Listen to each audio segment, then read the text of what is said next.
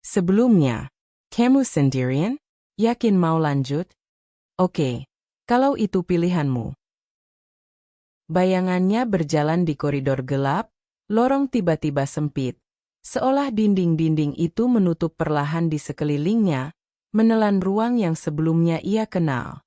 Napasnya tercekat, suara detak jantungnya menggema di telinga sendiri, bersaing dengan suara langkah yang tak jelas dari bayangan itu.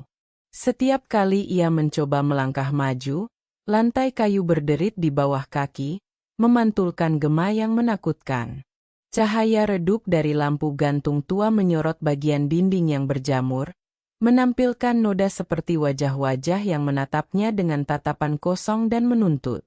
Bayangan itu bergerak lebih cepat, menyesuaikan dengan langkahnya, seolah membaca setiap niatnya, mengikuti setiap getar ketakutannya. Tangannya gemetar saat menyentuh pegangan tangga, berharap menemukan sesuatu yang nyata, tapi sentuhan itu hanya dingin logam berkarat. Suara bisikan samar mulai terdengar, tidak jelas kata-katanya, tapi penuh ancaman yang membuat bulu kuduknya berdiri. Lorong yang semula ia kenal dengan baik kini berubah menjadi labirin menyesatkan. Setiap pintu yang ia buka seakan menelan cahaya, meninggalkannya dalam kegelapan, sementara bayangan itu semakin dekat. Kini ia bisa melihat siluet itu lebih jelas. Tubuhnya tinggi, tanpa wajah, tangan panjang menutup semua arah pelarian. Jantungnya seakan pecah, keringat dingin menetes, tapi ia tahu mundur bukan pilihan.